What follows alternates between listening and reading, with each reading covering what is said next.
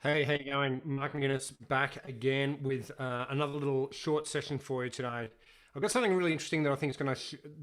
I've got something for you that I think you're going to find really interesting and be able to put into practice really easily. So, look, if you're watching this on YouTube, thanks very much. There's a bunch of other stuff here for you to watch. Feel free to check those out. If you're listening to this on the Boss Podcast, then this podcast is absolutely designed to share great content with salespeople and sales leaders who want to book more meetings and have more conversations. So, if that's what you're after, you're absolutely in the right spot. So, one of the challenges that I see over and over again is people when they start a new role, when salespeople start out selling with a new business, they're super keen, they're really excited to get going, but they feel like they don't have the authority or the credibility to reach out and start talking to clients or prospects straight away because they're new. So they don't really know a lot about the business. They don't know a lot about the solution, and they're scared that if they start a conversation with somebody, they're going to get found out. So they're going to say, "Well, what do you know about this anyway? So why should I be talking to you?" So we know that with the Great Resignation, there's been a whole bunch of people that have changed jobs in the last 3, 4, 5 months. And because as I'm recording this, it's still pretty early in 2022. There's a lot of people inside my network and that listen to these shows that are in this situation. So what I want to do is share with you some strategies that you can put into play now that will make you reach that trusted advisor piece much faster than traditional methods. And this is tried and tested, works really well. So what I want you to do is create a list of a bunch of prospects and also a bunch of existing clients. So ideally you'd want to do 15 to 20 of these and about half and half. So find 10 potential prospects and 10 existing clients. And then what I want you to do is reach out to them and ask them if they'd be prepared to have a conversation with you because you'd like to ask them some advice. And the way that you position this is to say, look, would you be open-minded to share some advice with me? I'm brand new in my sales role. I'm over here at ABC. And what I want to do is really understand what these types of product services, so whatever it is that you're selling, impacts people like you because you're our perfect buyer. And the reason why I want to do that is because when I'm reaching out to talk to people in the future, the conversation that I have with my buyers, I want it to be really powerful and really valuable. And I don't want to be one of those salespeople that's just super spammy and just talking about features and benefits all the time. So would you be open-minded or would you be kind enough to give me, 5 or 10 minutes, we could just have a quick Zoom and you could share with me why you became a customer, or you could share with me what's going on in your space because you look exactly like a lot of our potential clients. And then once I've had a bunch of these conversations, I'll be better placed to be able to engage with potential clients. Now, most people are going to go, hell yeah, the last thing I want to do is stop people from being better. The last thing I want is to engage with a salesperson who doesn't know what they're talking about and is very spammy. So I'll gladly give a couple of minutes of time to talk about what I'm finding as a potential buyer, and then I'll share that information with those new salespeople. Now, remember, you could do this if you've got a new territory. You could do this if you've got a new product to sell. You could reach out and say, how would you use this? Is this interesting to you? Where do you see this fits? Etc. And if it's a new territory, if it's, well, this is what we found was happening over here. Is this relevant for you here? What are you worried about? What are you doing now? What pain points did you have before you used our product? If they're a buyer, if they're a current buyer, etc. And then take some really great notes. And if you do this across, those 15 to 20 conversations that I spoke about or asked you to do, what you'll see is there's 3 or 4 really common pieces of feedback. Then you use those common pieces of feedback and use that to create your outbound script. Right? So when you're reaching out to potential buyers, you say, look, I've been talking with a bunch of sales leaders, as an example, a bunch of sales leaders in the IT space, and what I know everyone's thinking about right now is 1, 2, or 3.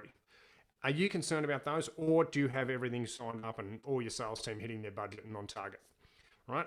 And what's going to happen is those people are going to say those 3 things are right in my wheelhouse. They are indeed things that I'm thinking about, and you've confirmed that because you've spoken to a bunch of other people. That's going to give you the confidence. And importantly, it also gives you this first-hand research that maybe the marketing department haven't got and that other people inside your team haven't got. So you're quickly going to leapfrog over all these other salespeople who are out there, maybe even in your company, that are trying to sell on features and benefits and using cheesy outreach. So what I would really advise strongly is if you've got a couple of these great talking points, think about, can you create a simple infographic, for example, and then send that out via social or send that out via email. And you can do this through companies like Fiverr, which is just an online marketing tool where they'll create a really simple infographic for you. And in fact, I did this with my 7 Secrets of Social Selling back in 2017, and I've revamped it twice, but it cost me $35 to get it done initially, and I've sent that out over 5,000 times. So for example, when I connect with somebody, or used to, when I connect with somebody on LinkedIn, I'd say, hey, thanks for connecting with me on LinkedIn. Would you like my 7 Secrets of Social Selling, which is all about using LinkedIn more effectively? And most people would say, hell yeah, send that across, right? So then straight away, I've got a great way to start a conversation with my potential buyers and other salespeople. So if you've got something similar to that, when you reach out to somebody on LinkedIn, you can say, hey, I've been doing this research.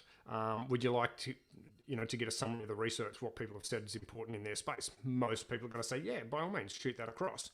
So it's a really easy way to start a conversation. A couple of the ways that you could do this that works well: start a poll on LinkedIn. And you could have a couple of different polls running at the same time. Have like the top 4 things that you think buyers are telling you that are important, or the top 4 pain points, and then you can send the link to that poll either through email or via LinkedIn to people that you're not connected to. For example, you could send that via email and say, hey, I've just started in this role. I'm trying to figure out what's important to people just like you. You look like you could be a perfect client at some point. Would you mind voting on this poll to make sure that I've got the right mindset, or I'm talking about the right points? And in return, once I've collated all of this information, I'll send you back what everyone else is saying. How does that sound? And most people are going to say, yep, I'll get involved in that. So there's a couple of things there for you to do. The big takeaway, or the big no-no, is when you engage with those 15 or 20 people, resist that urge to sell to people, right? So if you've asked to engage them from the point of view of advice, don't make the mistake of trying to pitch to them when they start talking to you about their problems, and that your solution will help solve that. Okay, because you're really going to break that credibility that you're trying to create. If you need to generate sales and pipeline, at the end of that conversation, what you could say is, hey, Mark, great conversation, really valuable. It's really valuable that you've shared all this information with me. Look, if you were me, who would you go and talk to next in relation to trying to get to buy this product and services? Where would you start? And what you do is, try and get them to provide you with a couple of names, and then you can reach out to them and say, hey, I was talking to Bob, and he said I should give you a call. Do you have a moment? So you may actually be able to build a real basic framework for a simple third-party referral strategy, which will make it easy for you to have conversations based with all that information that you've gathered from those 20 conversations. So there you go. If you're in a new role in 2022, if you've got a new product that you're not sure how to sell, or you're selling into a new territory, or you just need a fresh start, Can I Have Some Advice is a great play for you to put into place and start having conversations with buyers so that you leapfrog and become that trusted advisor super quick. I'm Mark McInnes. I hope you enjoyed this little one, and look forward to chatting with you at some point on one of the socials. Mark out.